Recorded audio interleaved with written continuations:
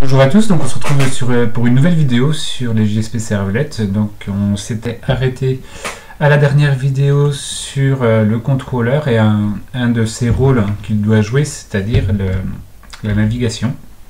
Donc ça, on a géré la navigation jusqu'à présent pour notre application fil rouge. Il nous reste maintenant à bien comprendre l'autre rôle super important que doit jouer le contrôleur, donc vos servlets. C'est l'interaction avec le modèle. Donc pour la mise à jour, pour par exemple ici l'inscription ou pour la connexion justement, et préparer les données pour les pages à afficher, de tout ce qui est variable de session, variable de requête et ainsi de suite. Donc évidemment il faut déjà faire le point sur les différents types de variables. Nous avons les variables d'application, donc ce sont les variables qui sont disponibles pour tous les utilisateurs de l'application. Si bien que ici, typiquement, le type de variable d'application que nous aurons, c'est notre façade de modèle qui devrait être disponible pour tous les utilisateurs. Il y a les variables de session, donc ici c'est un ensemble de variables qui seront juste pour chaque utilisateur, donc il n'y a pas de partage à ce niveau-là, c'est vraiment un environnement propre à chaque utilisateur. Il y a les variables de requête, donc c'est des variables dont le temps de vie est uniquement le temps de la requête. Et il y a les variables de page, donc on ne va pas les voir actuellement, mais on le verra plus tard dans les JSP, quand on utilisera JSTL en particulier. Donc ce sont des variables qui sont utilisées au sein même de la page que nous sommes en train d'afficher. Donc on reprend notre application. Donc je vous rappelle pour la navigation ce qu'on a fait pour l'instant. Donc on avait la clé de navigation Home qui est là, qui permet d'emmener à la page d'accueil. On a la clé de navigation Connexion qui nous permet d'aller à menu JSP actuellement. Donc maintenant avec la gestion du modèle, évidemment on sera capable de faire le cas où la connexion n'est pas OK. Et on avait aussi une fonctionnalité une clé de navigation de déconnexion qui nous permettrait de revenir justement à l'accueil depuis menu.jsp, donc en interagissant évidemment avec le modèle. Donc ce qui nous intéresse aujourd'hui évidemment, ce sont ces petits rectangles pointillés. On voit qu'ici effectivement en sortie d'accueil on a deux paramètres, alors qu'en entrée de menu JSP on attend une variable de session qui s'appellera user, donc on verra qu'il y en aura aussi une autre qui sera la clé d'authentification. Et nous avons ici error request qui sera le message d'erreur qu'on va stocker en tant que variable de requête une fois qu'on aura déterminé le pourquoi de la connexion défaillante. Alors, concernant nos objectifs, on a pour l'instant un contrôleur qui gère la navigation, et ce qu'on va faire aujourd'hui évidemment c'est tout le côté rôle concernant les données. Et on va évidemment créer un petit modèle pour notre application, et c'est d'ailleurs ce par quoi on va commencer. Donc ce modèle devra nous permettre de nous connecter, de s'inscrire également, de retourner une clé aléatoire après connexion, et une autre fonctionnalité qui permettra de récupérer la personne liée à une clé aléatoire, et une autre qui permettra de nous déconnecter de l'application. Donc on reprend l'application telle qu'on l'avait laissée dans la dernière vidéo, c'est-à-dire où juste la navigation avait été gérée actuellement. Et on va commencer notre modèle. Donc on va aller assez rapidement sur le modèle. Hop. On va créer un package qui va bien pour stocker toutes nos classes liées à notre modèle. Donc on va créer une interface en premier, dans lequel on va lister toutes les fonctionnalités liées à notre modèle. Donc là c'est une façade de gestion utilisateur par exemple. Voilà. Donc on aura besoin d'une méthode d'inscription qui va prendre un pseudo en paramètre et un mot de passe. Et on va éventuellement gérer le fait que on ne puisse pas avoir un pseudo, que le pseudo doit être unique pour chaque utilisateur. Donc là on va mettre pseudo déjà existant, exception. Décidément ce matin c'est compliqué. Et une autre erreur qui pourrait être donnée non valide. Par exemple une chaîne de caractères vide ou encore ou encore le fait que ça soit carrément nul. Donc voilà. Donc on va générer les exceptions qui nous manquent. Donc on va les créer à l'intérieur du même package. Voilà, ceci est fait. On va créer une méthode de connexion, donc il va nous retourner une clé aléatoire, donc une chaîne de caractères. Là de même, on va lui donner un pseudo et un mot de passe. Là, on va mettre identifiant non valide. Alors c'est pour plusieurs raisons, hein. C'est soit parce qu'ils ne sont pas instanciés tout court correctement, soit parce qu'ils n'existent pas dans le système d'information. Et on va mettre éventuellement utilisateur déjà connecté. Exception. Ah, d'ailleurs, je vais renommer cela correctement. Très bien. On génère nos deux classes exception qu'il nous manque. Voilà. J'ai vu qu'il manquait un point virgule. J'ai dit un point virgule, non pas une accolade. À ce niveau-là, je pense qu'on est bon.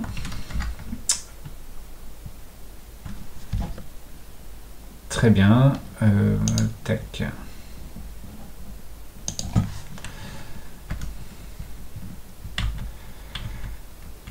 Ah oui, j'ai viré la clé qui manque. Ok. On va créer une méthode de déconnexion.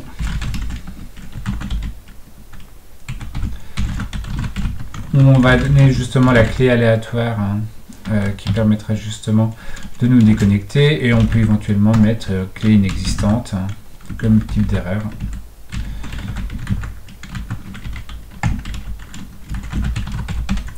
Voilà.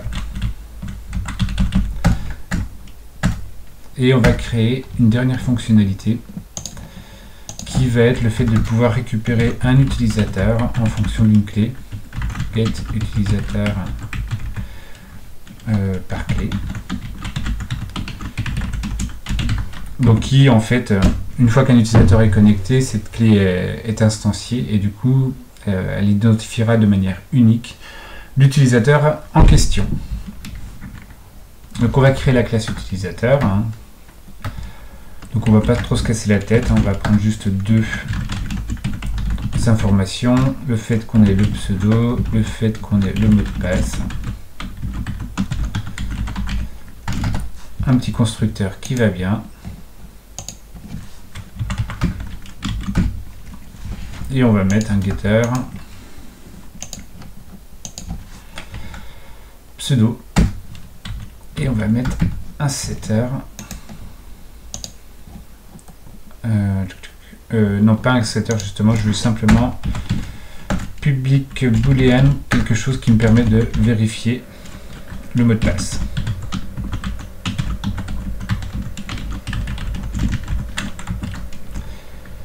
Et là, dans ce cas-là, on fera un this.return de this.mot de passe.equals à mdp. Simplement. Très bien, donc je vais aussi ajouter au cas où un constructeur par défaut. Alors ça peut paraître useless comme ça, mais en fait ça peut être super utile. Ça va être super utile quand on va commencer à parler des bins pour plus tard, donc c'est le genre d'erreur qu'on fait classiquement. Si on crée un utilisateur avec un seul constructeur comme ceci, il n'existe pas alors de constructeur par défaut. Si bien que pour la création d'un bin, ça requiert justement l'existence d'un constructeur par défaut, et dans ce cas-là, notre utilisateur ne pourrait pas être utilisé comme bin. C'est pour ça que l'on rajoute, même si c'est complètement bizarre à première vue, on ajoute quand même ce constructeur qui ne fait strictement rien. Ok, donc là on est bien. Maintenant il nous reste juste à implémenter notre façade. Hop, façade gestion utilisateur IMPL qui va implémenter notre façade utilisateur. On génère toutes les méthodes que nous devons implémenter. On va créer deux structures de données, une qui va stocker tous les individus que nous avons inscrits à notre plateforme. Donc on va les stocker par pseudo. Donc on va mettre inscrit. Et on va avoir aussi une autre map qui va nous stocker les individus connectés, mais là pour le coup ce ne sera pas par leur pseudo, mais ça sera par leur clé aléatoire. Là ça sera donc du coup connecté. Ok, donc là on va créer un petit constructeur vide qui aura pour but justement d'éviter d'avoir un null pointer exception que l'on connaît bien. Donc on va instancier directement nos maps et connecter de la même façon. Très bien. On arrive maintenant à nos différentes fonctionnalités. Donc concernant l'inscription, première chose à faire, on va vérifier si les champs sont, les deux paramètres sont cohérents. Enfin cohérents dans le sens pas chaîne vide et non plus null. Donc if objects.isNull de pseudo ou objects.isNull de mot de passe. Donc là dans ce cas-là on a un souci. Ou pseudo.isBlank. Donc isBlank ça veut simplement dire qu'on supprime tous les espaces et ainsi de suite. Et si ça nous donne la chaîne vide, c'est qu'il y a un souci. Et même chose pour mot de passe. Dans ce cas-là, c'est un problème. isBlank.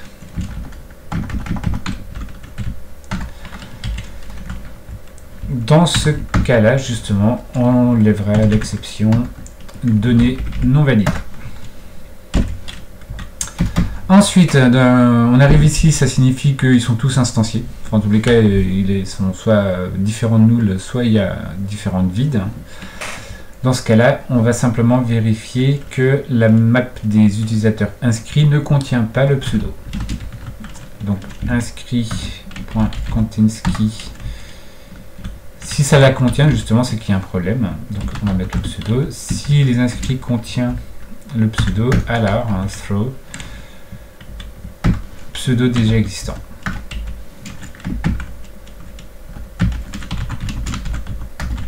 Voilà.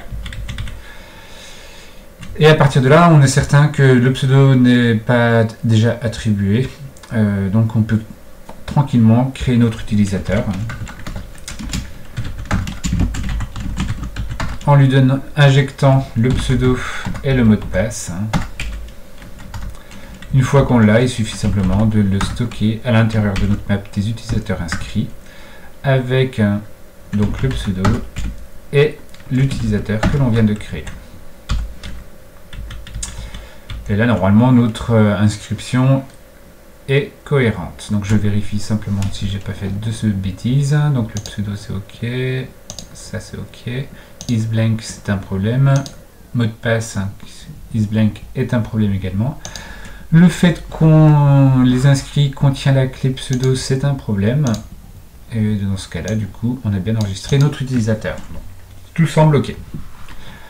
On s'intéresse maintenant à la connexion. Donc, première chose à faire, donc pareil, on va avoir la même vérification en tous les cas pour les pseudos. Est-ce que c'est vraiment utile? Ouais, si, on va le faire quand même. Hop, là on va mettre identifiant non valide, exception. On va un autre cas en fait où les identifiants sont non valides, c'est quand le pseudo ne correspond à aucun utilisateur existant.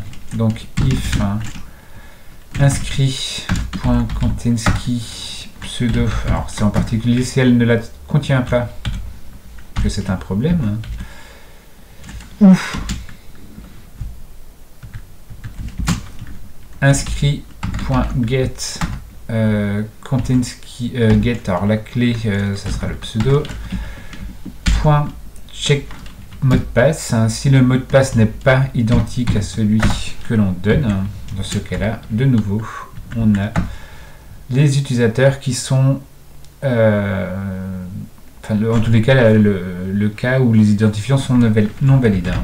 Throw new identifiant non valide exception. Ok. Maintenant, nous sommes certains ici qu'il existe un utilisateur qui est inscrit sous le pseudo. Donc on va le récupérer.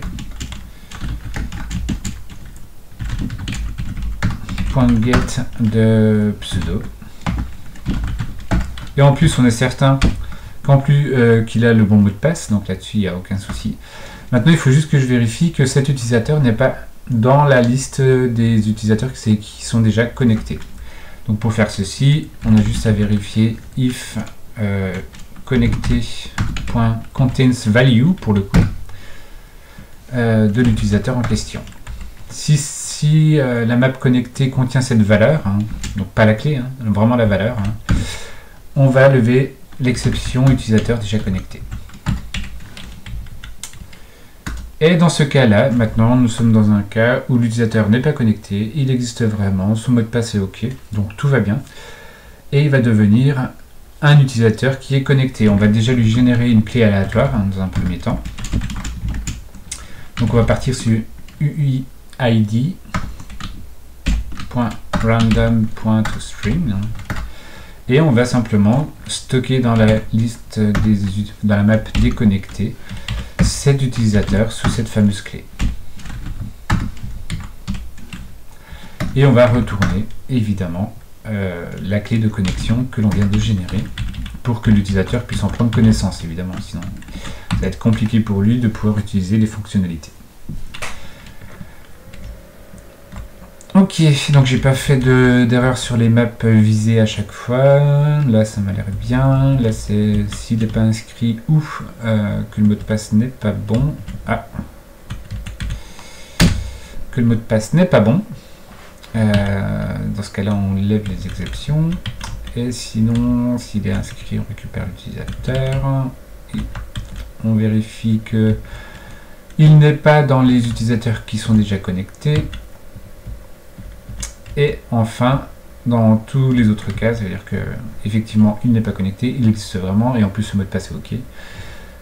On l'ajoute à la liste des utilisateurs connectés après avoir généré une clé aléatoire. Donc tout semble OK. Très bien. Donc maintenant on va s'intéresser à la déconnexion. Donc la première chose à faire, ça va être if connecté.containskey. On lui passe la clé. Alors c'est en particulier si elle ne la contient pas que c'est un problème. Dans quel cas on va lever l'exception throw clé inexistante. Et dans le cas contraire, on va faire simplement,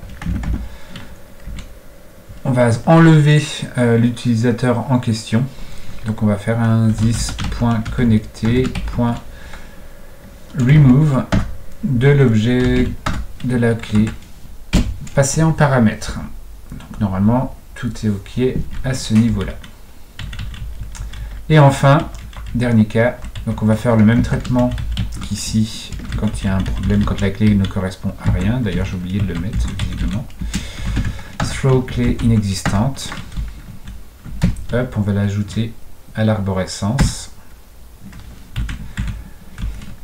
Donc ça c'est si tout va bien.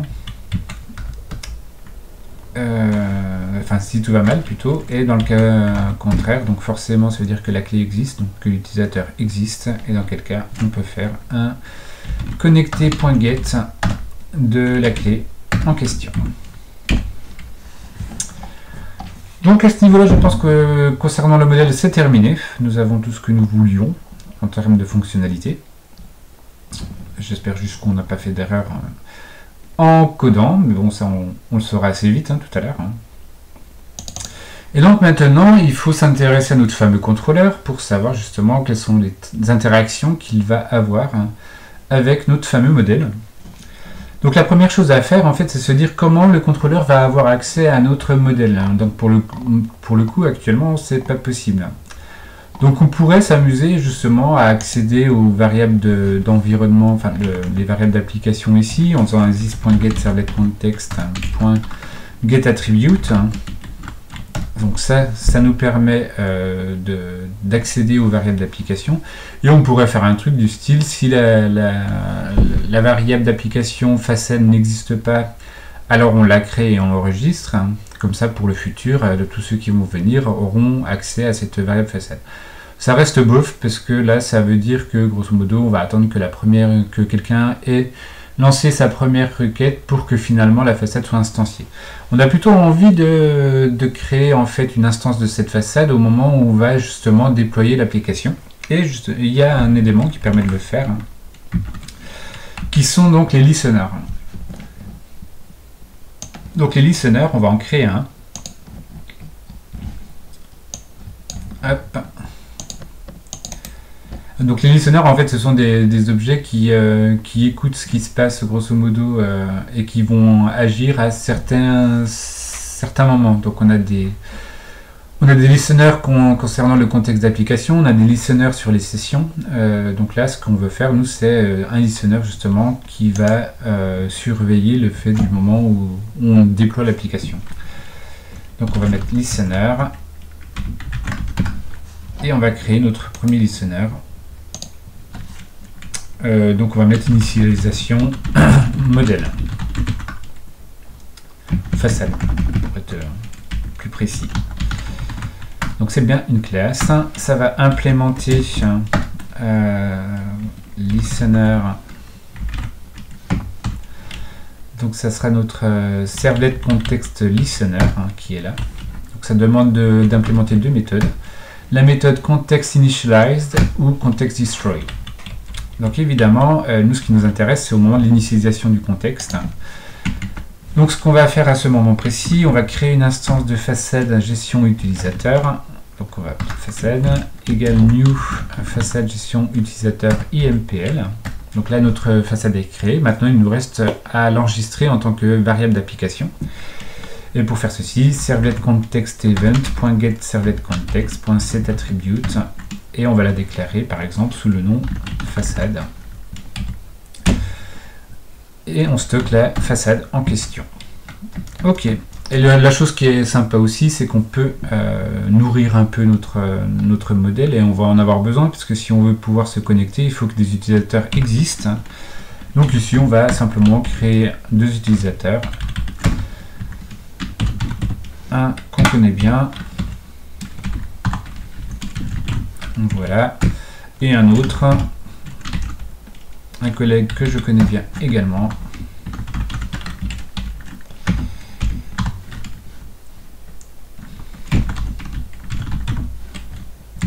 Voilà, donc on va mettre tout ça dans un try catch. Surround this try catch. Ok, on va mettre les deux dedans même, on va pas s'embêter. Donc il n'y a pas de raison qu'il y ait d'erreur à ce moment-là, mais bon, on le met quand même. Et donc là on est content, en fait, on se retrouve avec une façade qui est enregistrée en tant que variable d'application sous le nom façade, ça c'est super important à retenir, et qu'on a nourri notre modèle avec deux utilisateurs donc prédéfinis. D'accord, donc maintenant on va s'intéresser à la connexion en elle-même, d'accord? C'est la première donnée où ça devient intéressant, en fait, c'est au moment où on va valider notre formulaire, on va envoyer le pseudo et le password, enfin le mot de passe, et du coup nous ici on est censé le récupérer, vérifier que ces données sont cohérentes avec notre modèle, et si c'est pas le cas, il faudra rediriger l'utilisateur vers la page d'accueil, et si les données sont ok, il faudra alors les rediriger vers la page menu. Donc pour l'instant on sait qu'on va nécessairement vers la page menu pour la connexion, et là évidemment les choses vont changer. Donc la première chose à faire, c'est de récupérer notre façade. Donc là c'est this.getServletContext.getAttribute, et du coup on appelle façade, c'est la variable pour laquelle que l'on a déclaré tout à l'heure. Donc on va la caster car en fait elles sont stockées sous forme de object value, donc évidemment si on ne caste pas, ça ne peut pas fonctionner clairement. Ok, et on sait qu'on est dans le cas de la connexion à ce moment précis. Donc on a deux informations à récupérer, je vous rappelle avec le petit schéma qu'on avait tout à l'heure. Le but c'est de récupérer ici le pseudo et le password en tant que paramètre pour ensuite justement simuler la connexion et voir ce qui se passe. Ok, on revient au code. Donc pour récupérer les paramètres qui sont des paramètres de requête, il faut évidemment aller chercher dans l'objet requête que l'on a en paramètre ici, ces fameux paramètres. Alors on va prendre le pseudo, ça va être donc rec.getParameter. Et ça c'est pseudo pour récupérer le premier. Donc à chaque fois ce sont des chaînes de caractères qui sont retournées. Le deuxième, ça sera donc password rec.getParameter. Et je crois que j'avais appelé password dans l'accueil.jsp, donc c'était bien ceci, password, ok, et pseudo. Très bien. Alors je viens de me rendre compte que j'ai oublié de faire quelque chose sur notre fameux listener, car évidemment, pour savoir que cette classe est un listener, il y a deux façons de faire en fait. C'est soit vous êtes en mode application paramétrée, donc ça veut dire avec le web.xml, dans lequel nous avons vu dans la toute première vidéo comment déclarer un servlet. Du coup, ça serait exactement la même chose. Il faudrait déclarer notre fameux listener, donc avec la balise listener au sein du web.xml. Mais une autre façon de faire, donc là, vu qu'on est en mode annoté, je vous rappelle qu'on a déclaré notre servlet en tant que contrôleur pour les URL de cette forme-là. Et là, en gros, c'est exactement la même chose, sauf que c'est un peu plus simple. Il suffit d'ajouter Web Listener. Donc à partir de ce moment où votre classe est annotée, au moment du déploiement, il saura que ceci est un listener. Et ça aura donc office de déclaration de ce fameux listener. Ok, on continue notre histoire de connexion. Donc là, on a récupéré notre pseudo et notre password. Donc là, on est déjà content dans un premier temps. Et la chose qu'on va essayer de faire naturellement, ça va être de récupérer la clé en demandant simplement à notre façade de faire une connexion en lui donnant le pseudo et le password que nous avons récupéré en tant que paramètre. Donc là, il y a des exceptions qui peuvent être potentiellement levées. Donc on va bien faire un surround with try catch, justement dans ce cas-là précis. Donc là, le cas où les identifiants sont non valides, le cas où l'utilisateur est déjà connecté. Donc ça, grosso modo, c'est ce qui va nous permettre de déterminer le message d'erreur à afficher sur la page de connexion, évidemment. Donc on va déjà faire le cas normal où tout se passe bien. Dans ce cas-là, on sait qu'on attend, on l'a vu tout à l'heure, on attend dans notre menu JSP le fait qu'on ait une variable de session qui s'appelle user. Et en fait, il y en a une autre qu'on attend, c'est la clé de connexion qui doit être stockée en tant que variable de session. Donc on va s'occuper justement, le contrôleur va s'occuper de ceci. Donc là, il a récupéré la clé de connexion, donc ce qui est déjà une bonne chose. Maintenant, on va récupérer l'utilisateur qui correspond à cette clé en fait. Donc on va demander encore une fois au modèle de nous donner le getUtilisateur par clé en lui donnant la clé qu'il vient de nous fournir. Donc techniquement, ça ne devrait pas poser de problème puisqu'il vient de nous le fournir, mais de toute façon, c'est une exception à gérer tout de même et on mettra un message d'erreur spécifique à ce moment-là. Très bien, donc là on a récupéré notre utilisateur, on a notre clé, donc on a nos deux valeurs que l'on veut stocker en tant que variable de session. Donc on va simplement maintenant les enregistrer en tant que telles. Pour faire ceci, où est-ce qu'on récupère les sessions? On les récupère dans la variable requête, encore une fois, qui est un HTTP servlet request qui est donné en paramètre. Donc là on récupère session et on va faire un put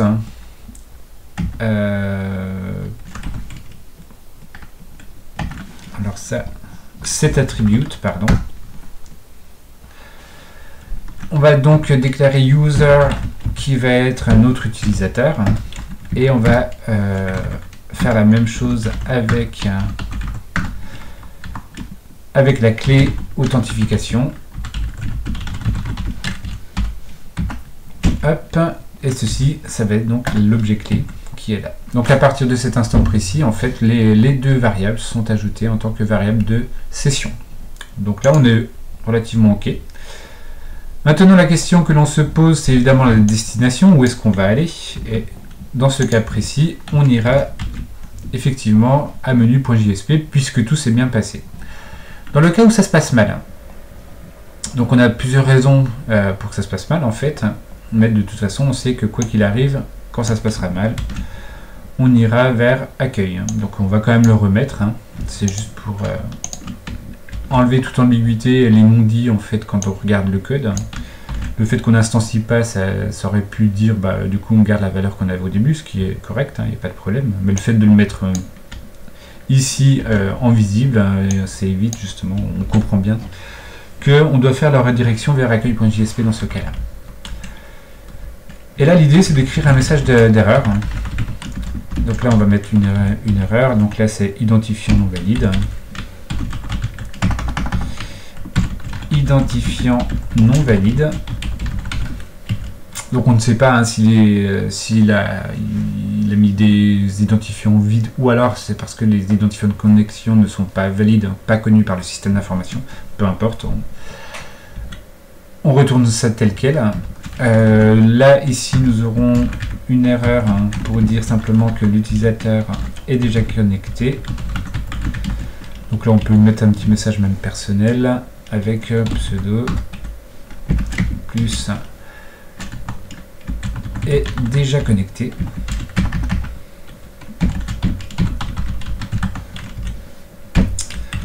Hop, avec le petit point d'exclamation qui va bien. Puis là on va mettre un message genre erreur inattendue car techniquement elle ne devrait jamais avoir lieu.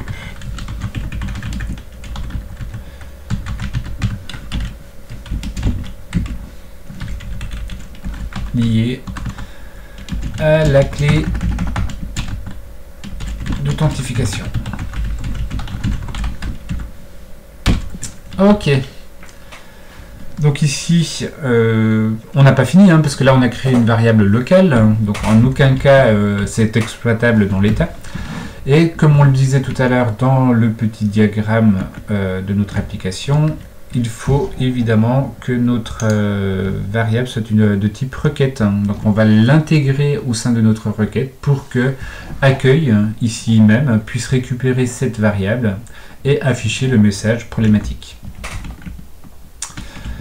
Ok, alors pour faire ceci, encore une fois, c'est pas trop dur. C'est donc rec qui est concerné.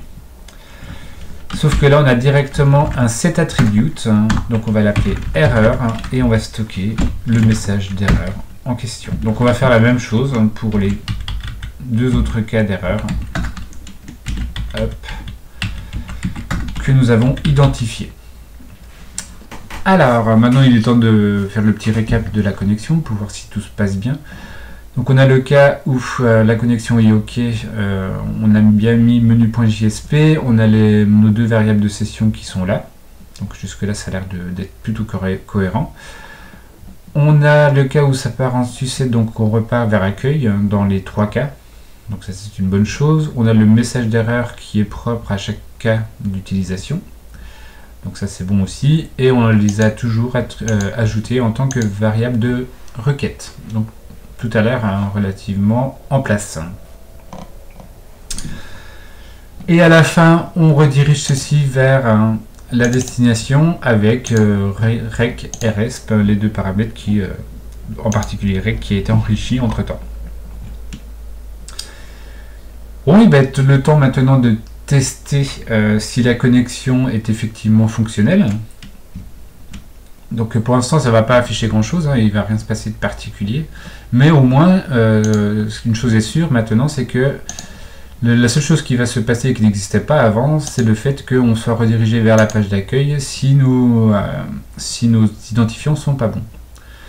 Donc on va voir effectivement si ça se passe comme on l'espère. Donc on lance l'application, visiblement ça s'est bien passé. On ouvre un navigateur. Hop, j'ai pas besoin de tout ça. Hop, fermer tous les autres onglets. Localhost authentification. Donc on est ici. Première chose à essayer direct. On envoie ceci, on voit qu'on reste sur cette page là.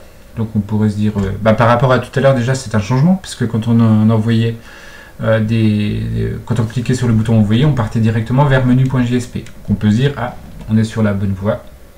C'est une chose. Là, on va utiliser un des utilisateurs qu'on a défini, on va cliquer sur envoyer et visiblement on change de page, hein. Donc techniquement là, ça semble fonctionner. Donc là on va cliquer sur déconnexion, donc je vous rappelle que là pour l'instant déconnexion ne fait strictement rien, hein. Il fait juste une redirection vers accueil, mais la déconnexion n'est pas effective. Alors ce qui va être intéressant, c'est justement d'essayer de reconnecter le même utilisateur. Et là on voit qu'on reste sur cette page là, normale, car pour l'application l'utilisateur est déjà connecté. Par contre si on prend Fred, avec la vidéo je crois, lui pour le coup il peut se connecter sans aucun problème.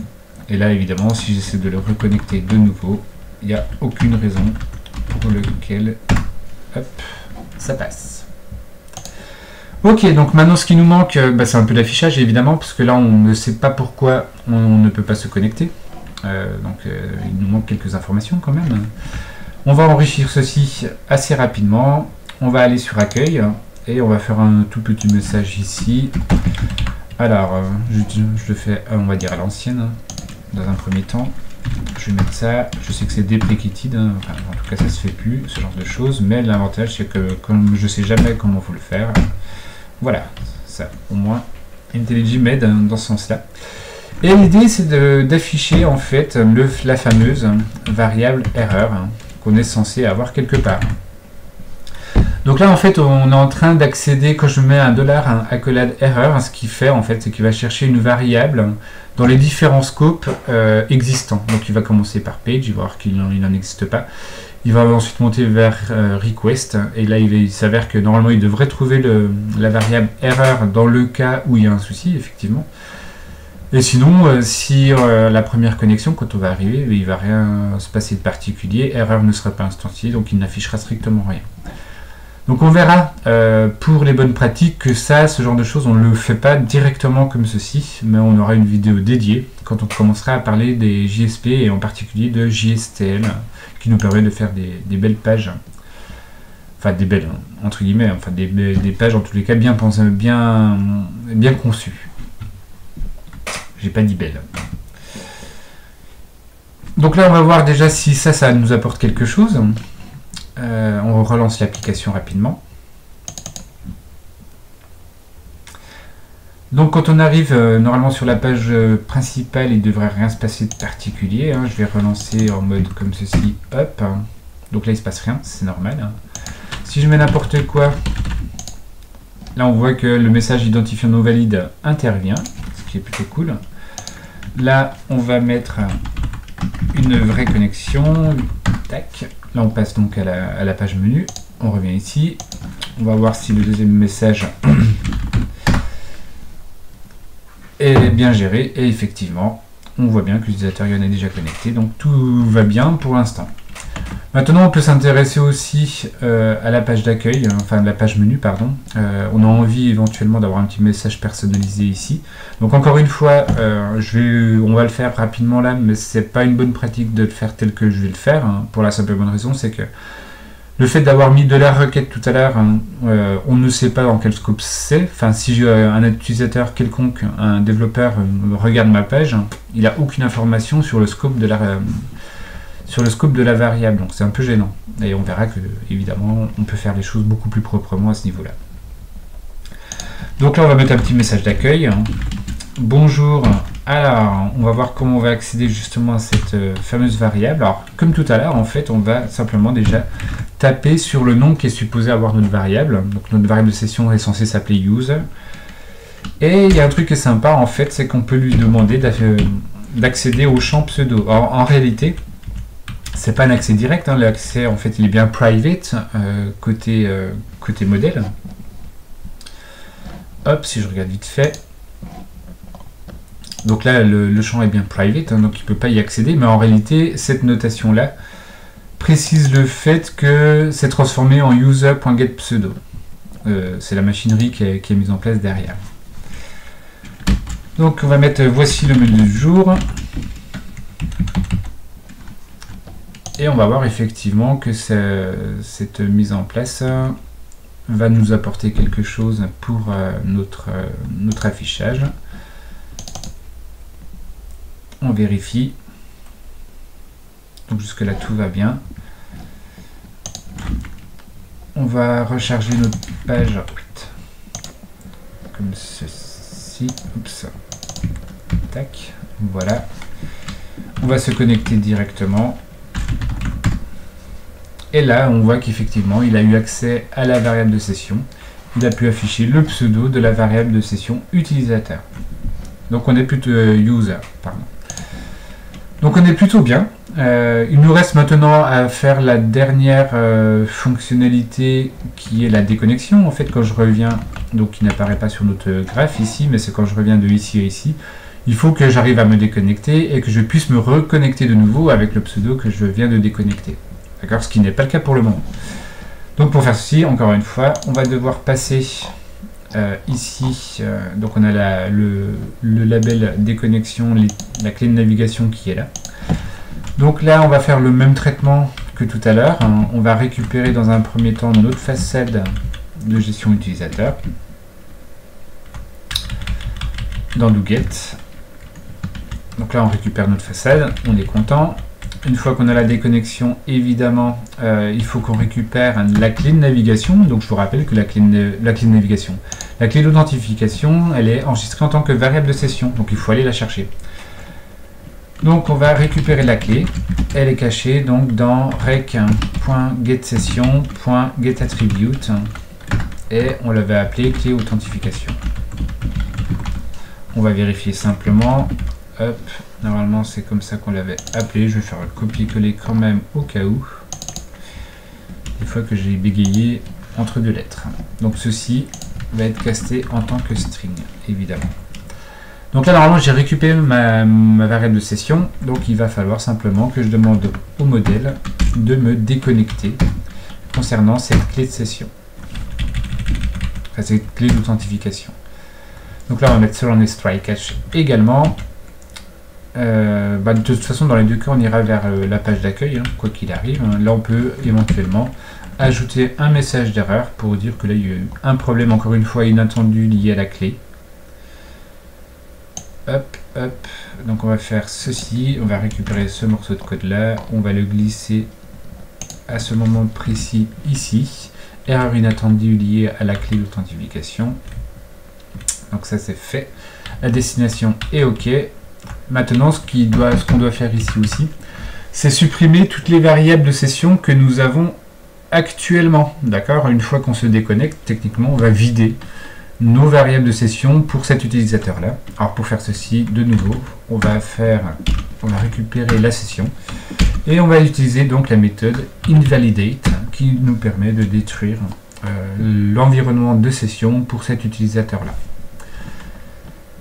Donc je pense que là on devrait être opérationnel. Donc dans les deux cas de toute façon on va vers accueil.jsp. Donc lui il a la bonne place, c'est pas un problème. Donc là il y a un message d'erreur qui est ajouté effectivement s'il y a un souci pour la déconnexion, mais techniquement il ne devrait pas y avoir. Et normalement à partir du moment où on est déconnecté, on va supprimer toutes les variables de session que nous avions auparavant. Bon, on teste enfin l'application que nous avons actuellement. Voir si ça se passe bien. Ok, donc déjà ça se lance, c'est une bonne nouvelle. Alors, nous, l'idée c'est de refaire, donc c'était une vidéo, là on se connecte, jusque là tout va bien. Là on va se déconnecter, donc on revient ici. Donc maintenant, si la déconnexion est effectivement effective, si je me reconnecte de nouveau, je devrais pouvoir aller sur le menu. Et c'est le cas. Donc c'est plutôt une bonne nouvelle, la déconnexion est réellement implémentée. Donc voilà sur le rôle important que je voulais illustrer aujourd'hui. Donc c'est le deuxième rôle que jouait donc le contrôleur, c'est cette interaction qu'il va avoir avec le modèle et sur cette aptitude justement à préparer les données pour la page, la JSP cible en question. Donc là encore une fois, on a préparé à un moment donné des variables de session pour la page menu.jsp et on a préparé des variables de requête, donc erreur en particulier, pour l'accueil, au cas où justement on a un problème de connexion éventuel. J'espère que cette vidéo va vous aider justement à bien maîtriser les deux aspects de ce contrôleur et on se retrouve dans un prochain épisode pour pour évidemment, pardon, c'est pas éventuellement, pour évidemment parler des bonnes pratiques concernant les JSP. Car actuellement, j'ai fait à peu près la panoplie complète de ce qu'il ne faut pas faire, hein, de manière générale, quand on écrit une JSP en particulier, donc en ayant accès à ces fameuses variables, sans précision aucune actuellement. A très bientôt, au revoir.